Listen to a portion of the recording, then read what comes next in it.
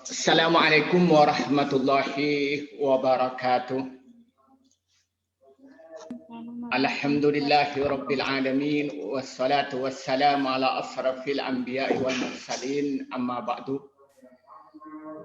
Rekan-rekan kita, sahabat-sahabati, ikhwan akhwat fillah, saudara-saudari yang saya hormati, pada pertemuan kali ini kita akan melakukan kuliah yang mata kuliah tentang keuangan syariah, kemudian atau keuangan Islam, yang pada pertemuan kali ini kita ngambil judul dengan laporan keuangan. Kalau kita bicarakan tentang laporan keuangan syariah, maka yang kita lihat itu dua dimensi. Ada dimensi insaniyah, ada dimensi ilahiyah. Dimensi insaniyahnya di mana laporan itu sesuai dengan standar akuntansi keuangan. Tetapi kalau lihat di dimensi ilahiyahnya, bagaimana ini jujur dan amanah. Karena dalam realitas sekarang ini banyak laporan-laporan keuangan ini secara manusiawi, secara akuntansi itu standar. Tetapi data yang dimasukkan tidak standar alias tidak jujur.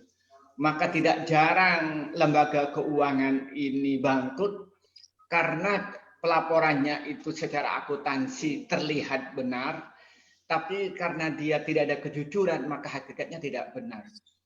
Maka karena itu kalau kita bicara tentang laporan keuangan syariah, maka disitulah ada standar yang harus benar menurut akuntansi, tapi juga benar menurut Allah. Nah, ketika dia membuat laporan bagaimana aturan-aturan diikuti, prosedur diikuti, tetapi waktu yang sama orang yang membuat laporan itu harus tahu di sebelah kanan ada malaikat raqib, sebelah kiri ada malaikat atid. Ketika benar maka dicatat oleh malaikat raqib, ketika dia bohong maka dicatat malaikat atid. Maka tidak jarang oknum-oknum pegawai lembaga keuangan itu yang harus berakhir di KPK. Karena mungkin secara zahir dia itu ketika laporannya sudah bagus gitu. Tetapi karena dia itu lupa bahwa ada dimensi ilahiyah. Nah, maka pada pertemuan kali ini kita akan disampaikan dua narasumber kita, yaitu siapa? Sofiatun ya. Sofiatun dengan Rifa akan mempresentasikan dengan judul laporan keuangan syariah. Persilakan yang lebih dulu siapa, apa Sofiatun atau Rifa, saya persilahkan untuk melengkapi satu sama lain. Itulah pengantar dari saya mengharapkan untuk memberikan penjabaran yang jelas, tuntas, kemudian nanti kita ada diskusi yang lebih menarik, lebih mendalam. Dan saya mohon pada teman-teman, kecuali yang darurat itu dibuka biar kelihatan wajahnya. Nanti kelihatan suaranya, kedengaran suara nggak ada wajahnya, ini nanti mengkhawatirkan gitu, kira-kira begitulah. Nah, kalau kita lewat di pinggir kuburan lalu ada suara nggak ada orang, kita kan khawatir gitu kan. Ya persilakan sepi dulu dari saya. Inilah pengantar umum, nanti baru kita akan memberikan catatan setelah ada presentasi secara berlangsung, yakni langsung ya satu selesai langsung dilanjutkan dengan berikutnya, baru setelah presentasi semuanya baru kita diskusi. Ya, terima kasih, persilakan.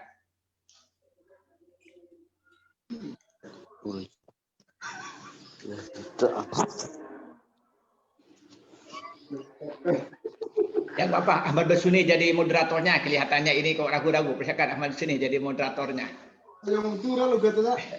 Lumajang. Ya persilakan Ahmad Basuni jadi moderatornya kalau ini. Ya, silakan. Terima kasih.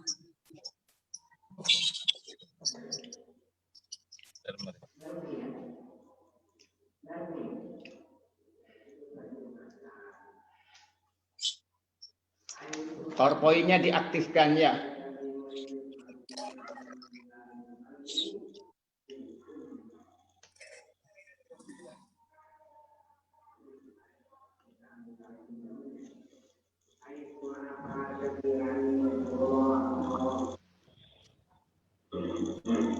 Bismillahirrahmanirrahim. Assalamualaikum warahmatullahi wabarakatuh. Waalaikumsalam. Di sini saya akan mempresentasikan tentang laporan keuangan syariah. Pengertian laporan keuangan syariah ialah laporan keuangan yang merupakan alat sangat penting untuk memperoleh informasi berhubungan dengan posisi keuangan dan hasil-hasil yang telah dicapai oleh perusahaan yang bersangkutan. Dengan begitu, laporan keuangan diharapkan akan membantu bagi para pengguna untuk membuat keputusan ekonomi. Sebuah laporan keuangan pada umumnya terdiri dari yang pertama adalah neraca, yang kedua adalah laporan laba rugi, yang ketiga adalah laporan perubahan modal, yang keempat adalah laporan arus kas, yang selanjutnya adalah catatan laporan keuangan. Yang mana neraca menunjukkan posisi keuangan, yaitu diantaranya aktiva, utang, dan ekuitas pemegang saham suatu perusahaan pada tanggal tertentu seperti pada akhir triwulan atau akhir tahun. Sedangkan laporan laba rugi itu menyajikan hasil usaha, yaitu pendapatan, beban laba atau rugi bersih, dan laba atau rugi per saham untuk periode akuntansi tertentu. Sedang yang selanjutnya adalah laporan arus kas, itu memberikan informasi tentang arus kas masuk dan keluar dari kegiatan operasi, pendanaan, dan investasi selama satu periode akuntansi. Kegunaan laporan keuangan. Kegunaan berdasarkan laporan keuangan, maka laporan keuangan sangat diperlukan untuk mengukur hasil usaha dan perkembangan di waktu ke waktu untuk mengetahui sudah sejauh mana perusahaan mencapai tujuannya. Yang kita ketahui bahwa laporan keuangan pada dasarnya merupakan hasil proses akuntansi yang dapat digunakan sebagai alat untuk komunikasi antara keuangan atau aktivitas suatu perusahaan dengan pihak yang berkepentingan dengan data atau aktivitas perusahaan tersebut. Sehingga laporan keuangan memegang peranan yang luas dan mempunyai suatu posisi yang mempengaruhi dalam pengambilan keputusan. Selanjutnya, tujuan laporan keuangan. Dengan adanya tujuan laporan keuangan, diantaranya adalah ada kegunaan, dapat dipahami, target audiens diantaranya investor dan kreditor, terus penilaian arus kas masa yang akan datang, mengevaluasi sumber daya ekonomi, terus fokus primer pada laba. Maksudnya tujuan laporan, tujuan khususnya itu yang pertama itu adalah menyajikan laporan. Itu menyajikan laporan maksudnya itu diantaranya posisi keuangan itu seperti apa, hasil usaha, perubahan posisi. Sedangkan tujuan laporan keuangan menurut umum itu memberikan informasi seperti sumber ekonomi, kewajiban, kekayaan bersih, proyeksi laba, perubahan harta dan kewajiban, terus informasi relevan. Adapun tujuan informasi itu gunanya adalah akankah investasi memberikan hasil yang menarik. Yang kedua, Mbak Rifa, slide selanjutnya Mbak Rifa. Yang kedua, seberapa besar risiko dalam investasi. Yang ketiga, apakah perusahaan yang harus dibubarkan. Terus dari hasil analisis laporan keuangan akan bisa membuka tabir. Yang pertama adalah proses akuntan seperti kesalahan pencatatan, terus kesalahan pembukuan, kesalahan jumlah, kesalahan perkiraan, kesalahan postingan, kesalahan jurnal. Yang kedua adalah kesalahan lain yang disengaja, misalnya tidak mencatat, pencatatan harga yang tidak wajar, menghilangkan data income counting, dan lain sebagainya. Keempat, karakteristik Karakteristik diantaranya adalah yang pertama dapat dipahami. Maksud di sini adalah semisal suatu informasi bermanfaat apabila dapat dipahami atau oleh para penggunanya. Para pengguna laporan keuangan adalah pihak-pihak yang berasal dari kalangan dengan latar belakang, profesi, dan budaya berbeda-beda. Laporan keuangan harus disajikan dengan bahasa yang sederhana, singkat, formal, dan mudah dipahami. Namun perlu diketahui penyajian informasi mudah dipahami ada kalanya sulit dilakukan. Yang kedua adalah informasi yang relevansi. Maksudnya itu adalah informasi yang ada pada laporan keuangan harus relevan dengan pengambilan keputusan. Sebab jika tidak, maka laporan keuangan tidak akan memberikan manfaat bagi para penggunanya dalam melakukan evaluasi keuangan entitas bisnis tersebut. Yang selanjutnya adalah dapat dipercaya. Informasi yang ada dalam laporan keuangan akan sangat bermanfaat apabila disajikan dengan andal atau dapat dipercaya. Suatu laporan keuangan yang dapat dipercaya apabila disajikan dengan jujur. Di samping itu, laporan keuangan harus disajikan dengan prinsip atau pengajian lebih mengutamakan hakikat ekonomi ketimbang hakikat formal. Laporan keuangan juga harus disajikan dengan prinsip kehati-hatian atau konservatif dan lengkap. Yang keempat adalah dan dapat dibandingkan. Maksudnya itu informasi yang ada dalam laporan keuangan harus memiliki sifat daya banding. Itu untuk mencapai kualitas tersebut, laporan keuangan harus disajikan dengan komparatif dengan tahun-tahun sebelumnya. Dan laporan keuangan disajikan secara komparatif sangat bermanfaat karena dapat digunakan untuk melakukan prediksi keuangan. Selanjutnya adalah contoh laporan keuangan.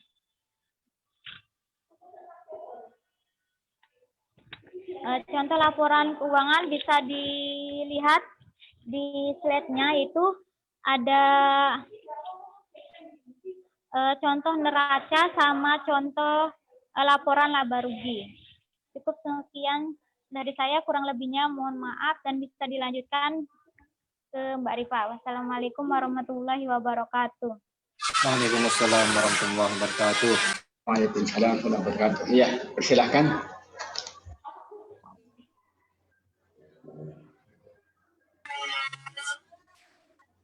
Suaranya Mbak, suaranya.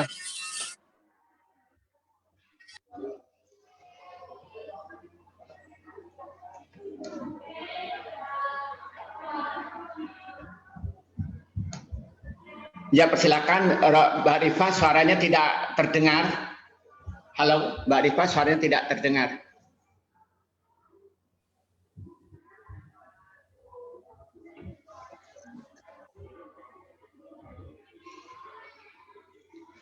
Halo. Halo, tes Rifa. Tidak ada suaranya tidak ada.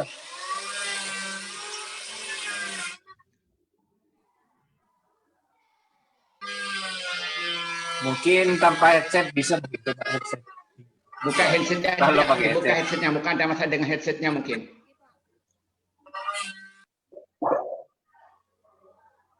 Barusan agak kedengaran, Mbak, tapi kecil.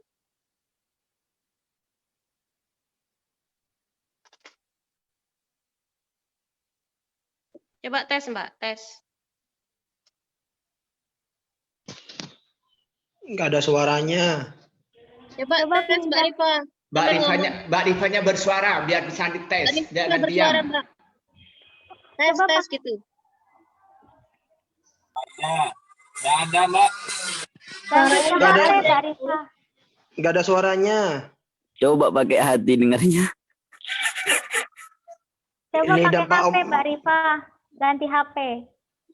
Iya, coba pakai HP. Jadi pakai dua. Jadi untuk wajah pakai HP, pakai laptopnya nggak apa-apa. Untuk suaranya pakai HP itu bisa. Jadi begitu. Jadi HP-nya diaktifkan. Ya, terima kasih. Sambil memanfaatkan waktu, persilakan diperbaikin. Jadi tadi sudah Mbak Sofiatun sudah menjelaskan panjang lebar tadi itu secara singkat skema-skema tentang seharusnya dalam laporan keuangan syariah itu, di mana di situ harus melakukan standar-standar yang normal. Nah, tetapi sayangnya tadi itu penjelasannya agak singkat ya. Jadi setiap item itu tidak digambarkan bagaimana secara nyata, kayak apa aplikasinya, lebih banyak teoritis. Harapannya saya itu bagaimana dia itu digambarkan secara utuh kayak apa gitu. Itu sehingga kita ini tidak sekedar baca PowerPoint, tapi bagaimana PowerPoint itu dalam aplikasinya kayak apa di dalam realitas. Sehingga teman-teman ini semuanya ini paham dengan yang diinginkan daripada pemakalah itu. Itu mungkin dari catatan dari saya tadi itu, kalau itu lebih dirinci, terutama di poin-poin akhir gitu ya, itu ketika kita bicara tentang misalnya apa namanya, bicara tentang misalnya sebuah laporan pada umumnya terdiri dari neraca, ya. Gimana neraca itu bisa digambarkan jadi maksud dengan apa gitu? Bagaimana menggambarkan tentang teori laba rugi itu kayak apa? Laporan perubahan modal itu kayak apa? Kemudian laporan arus kas kayak apa? Catatan atas laporan keuangan itu kayak apa? Gimana ilustrasinya gitu? Nah, itu gimana mengilustrasikan ya? Ya, sebenarnya di makalah sudah ada, Gus, tapi nggak saya jelaskan. Nah, maka itulah sekarang presentasi kan, karena nih teman-teman kan tidak kumpul, jadi lebih baik diilustrasikan. Tapi mungkin nunggu Mbak Rifa ini mungkin sudah berjalan. Silakan Mbak Rifa. Nggih, Pak, pripun? Ya, persilakan dimulai. Assalamualaikum warahmatullahi wabarakatuh. Waalaikumsalam. Suaranya kok nggak jelas? Warahmatullahi wabarakatuh. Sudah jelas. Ya, sudah jelas. Oh, tang sinyal berarti. Sinyal saya berarti ini. Saya di sini akan mempresentasikan tentang laporan keuangan syariah.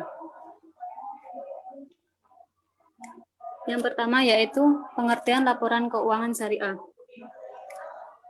Laporan keuangan syariah menurut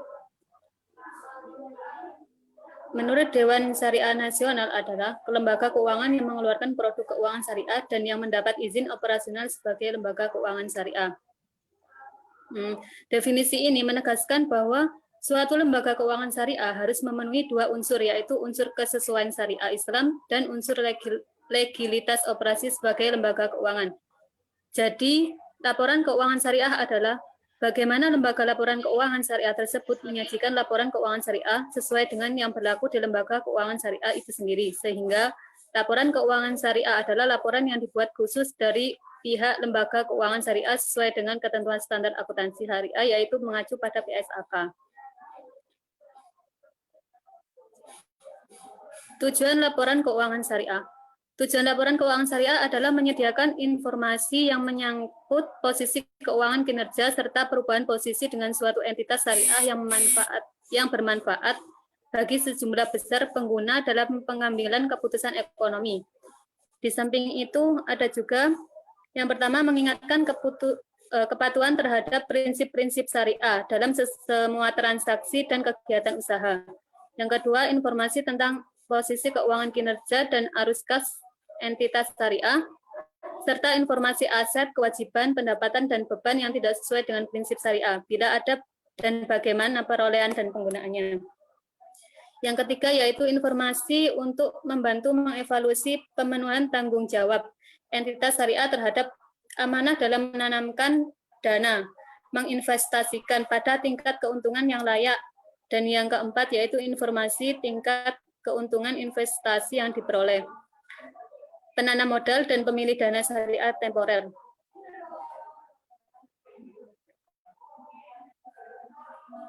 Selanjutnya yaitu komponen laporan keuangan. Ada beberapa, yang pertama yaitu laporan posisi keuangan atau neraca. Unsur neraca meliputi aktiva, kewajiban investasi tidak terikat dan ekuitas, penyajian aktiva pada neraca atau pengungkapan pada catatan atas laporan keuangan, atas aktiva yang dibiayai oleh bank sendiri dan aktiva yang dibiayai oleh bank bersama memiliki dana investasi tidak terikat dilakukan secara terpisah. Yang kedua yaitu laporan laba rugi. Dengan memperhatikan ketentuan dalam PSAK lainnya, dalam laporan laba rugi mencakup tetapi tidak terbatas pada pos-pos pendapatan dan beban. Yang ketiga yaitu laporan arus kas. Yang keempat laporan perubahan ekuitas. Yang kelima laporan perubahan investasi terikat. Laporan perubahan dan investasi terikat memisahkan dan investasi terikat berdasarkan sumber dana dan memisahkan investasi berdasarkan jenisnya. Yang keenam, laporan sumber dan penggunaan dana zakat. Yang ketujuh, laporan sumber dan penggunaan dana kebijakan dan catatan laporan keuangan. Dari laporan dan sumber penggunaan dana zakat itu meliputi yang pertama, sumber dana zakat, infak dan sedekah yang berasal dari wajib zakat, yaitu zakat dari dalam entitas syariah dan zakat dari pihak luar entitas syariah. Yang kedua, penggunaan dana zakat melalui lembaga yaitu fakir, miskin, rikob, ghorim, mu'alaf, fisabilillah, ibnu sabil, dan amil. Yang ketiga, kenaikan atau penurunan zakat. Yang keempat, saldo awal dan zakat.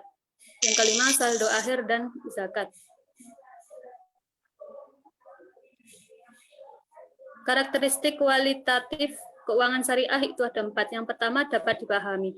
Kualitas penting informasi yang ditampung dalam lampiran keuangan adalah kemudahannya untuk segera dapat dipahami oleh pemakai. Untuk maksud ini, pemakai diasumsikan sebagai pemilik pengetahuan yang memadai tentang aktivitas ekonomi dan bisnis akuntansi, serta kemampuan untuk mempelajari informasi tentang ketekunan yang wajar. Yang kedua, relevan. Maksudnya adalah memiliki kemampuan untuk mempengaruhi keputusan ekonomi pemakai dengan menegaskan atau mengkoreksi hasil evaluasi mereka di masa lalu. Yang ketiga, keandalan.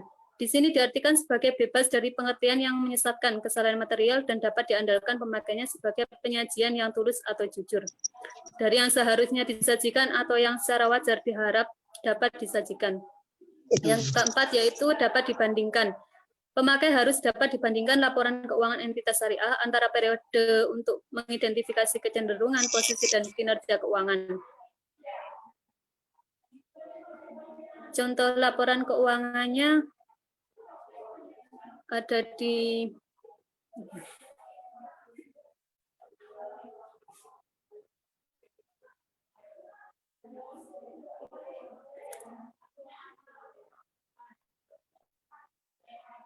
seperti ini, laporan posisi keuangan. Ada aktiva, kas, dan setara kas, dan seterusnya. Untuk laporan laba rugi juga ada pendapatan dengan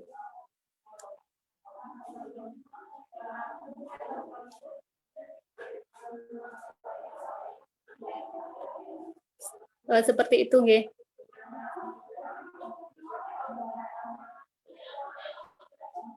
Selanjutnya yaitu share screen-nya tidak muncul, Mbak Rita. nggih, Mbak.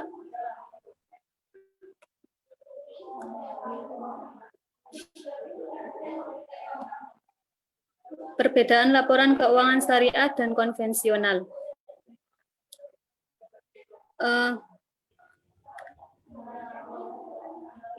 Perbankan konvensional lebih menekan secara umum perbankan konvensional dan perbankan syariah memiliki perbedaan prinsip yang mendasar. Perbankan konvensional lebih menekankan pada bunga, sedangkan syariah lebih kepada pembagian hasil. Dalam laporan keuangan bank konvensional sendiri memiliki 5 jenis laporan keuangan, sedangkan bank syariah memiliki 8 jenis laporan keuangan. Demikian yang dapat saya sampaikan. Mohon maaf yang sebesar-besarnya. Wassalamualaikum warahmatullahi wabarakatuh.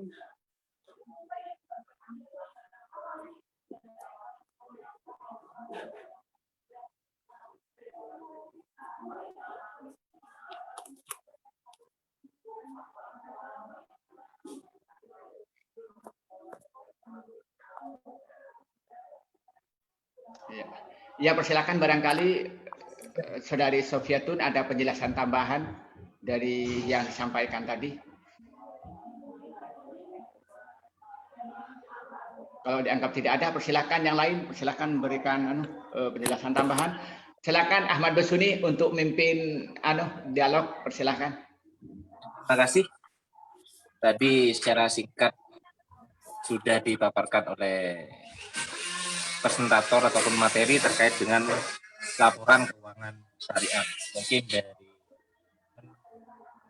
ada kebingungan atau pertanyaan sebelum nanti dipaparkan. Monggo teman-teman, mungkin ada pertanyaan, dipersilakan. Saya buka sesi pertama 3 penanya, monggo dipersilakan.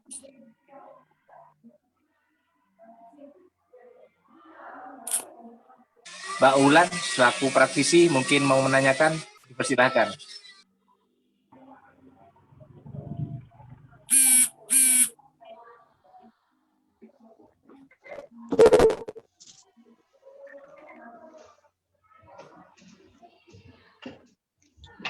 Bismillahirrahmanirrahim. Assalamualaikum warahmatullahi wabarakatuh. Waalaikumsalam warahmatullahi wabarakatuh.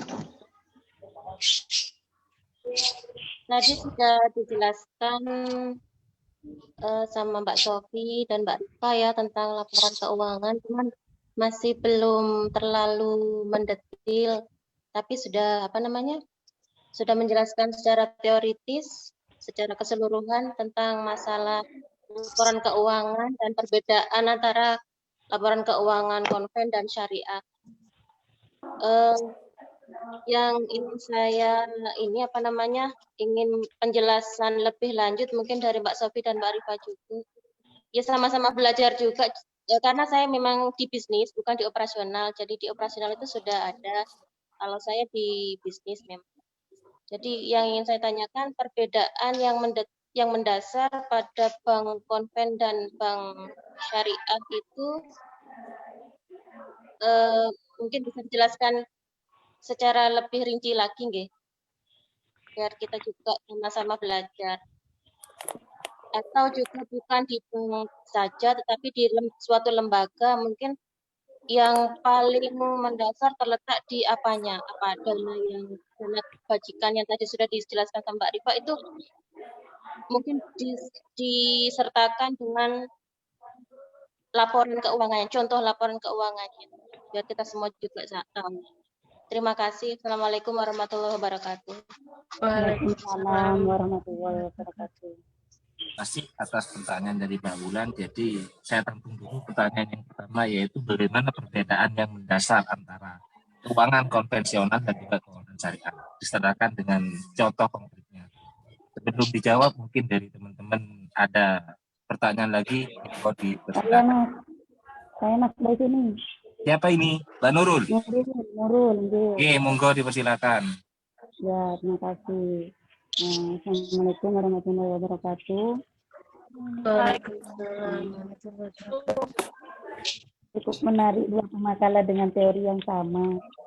Saya karena saya memang orang awam di lembaga di manajemen keuangan Islam.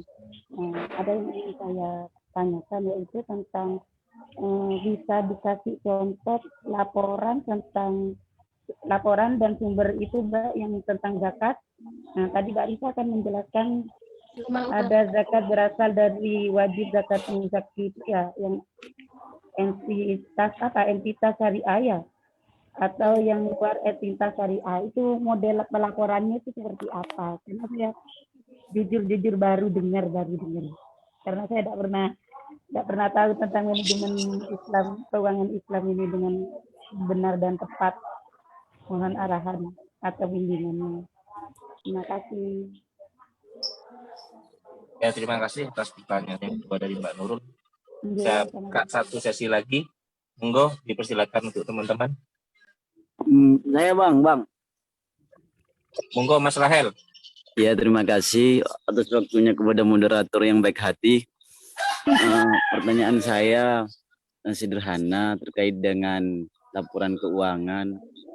Selama saya menjadi anggota atau nasabah di sebuah bank X lah, saya tidak mau menyebutkan merek.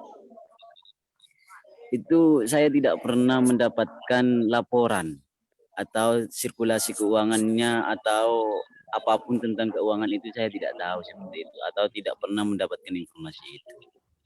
Artinya ini kan laporan keuangan ini kan adalah bagian dari bentuk pertanggungjawaban seorang bendahara ataupun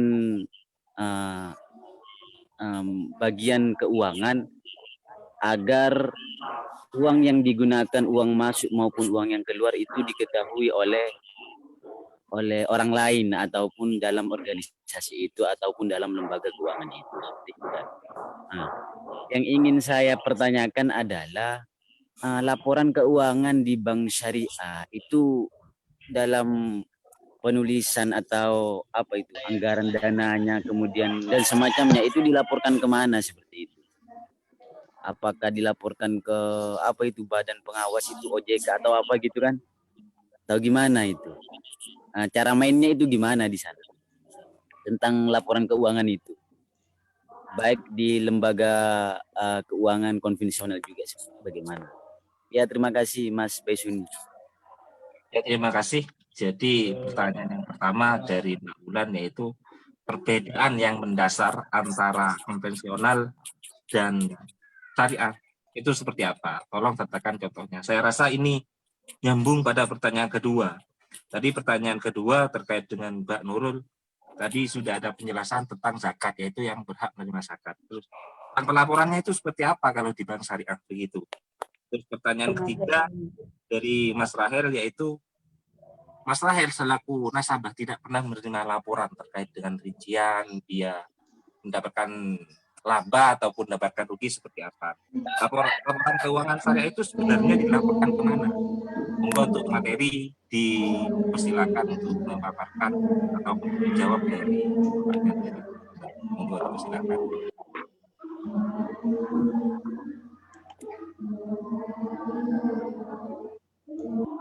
Monggo Mbak Rifa dulu atau Mbak Sofi dulu. Monggo. Pertanyaan yang pertama yaitu pertanyaan dari Mbak Wulan. Perbedaan yang mendasar antara konvensional dan syariah terkait dengan pelaporannya, begitupun sertakan contohnya. Monggo dipersilakan.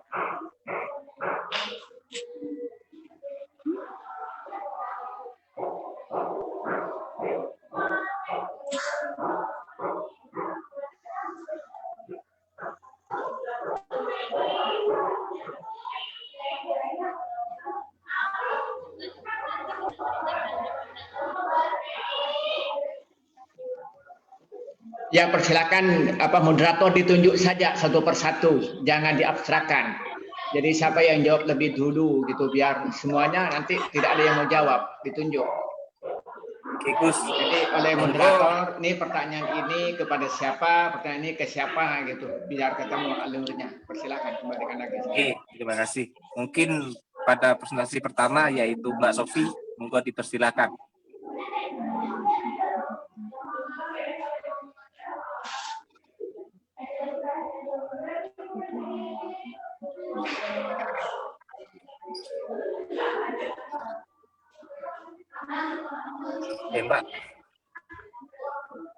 Mbak Sofinya kemana ini? Langsung Mbak Rifa aja, Mbak Rifa dulu. Saya mencoba untuk menjawab Mbak Wulan. Perbedaan antara bank konvensional dan bank syariah itu dilihat dari sistem pembagian bunganya atau keuntungan. Seperti yang diketahui oleh bank konvensional melakukan berbagai kegiatan dengan berbasis bunga, sedangkan bank syariah tidak mengenal bunga melainkan lebih menerapkan dengan prinsip untung dan ruginya.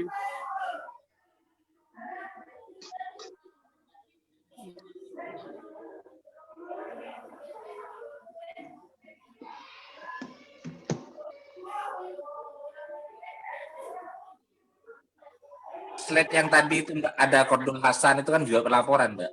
Jadi slide itu kan kalau di bunga kan tidak ada. Maksudnya Kordul Hasan itu kan ada di bank syariah. Mungkin slide itu ditampilkan. Jadi pelaporannya seperti apa kan Mbak Wulan minta contoh Mbak. Terima kasih.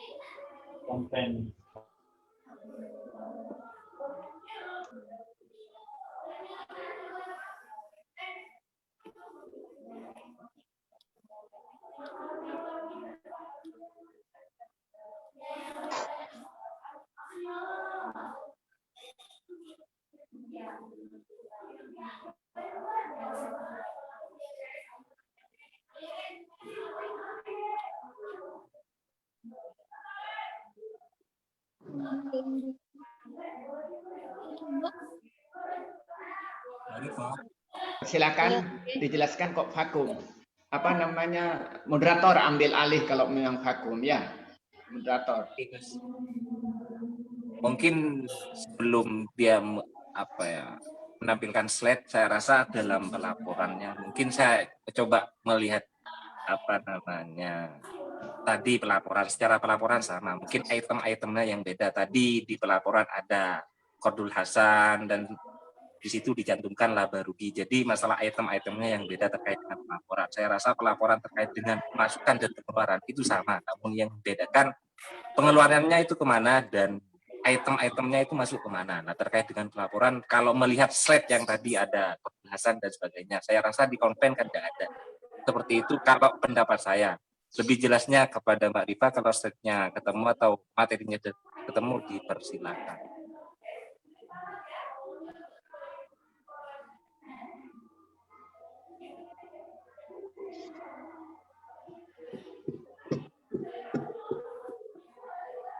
Mbak Rifa, sudah ketemu? Mbak, ketemu? Monggo ditambahi jawabannya.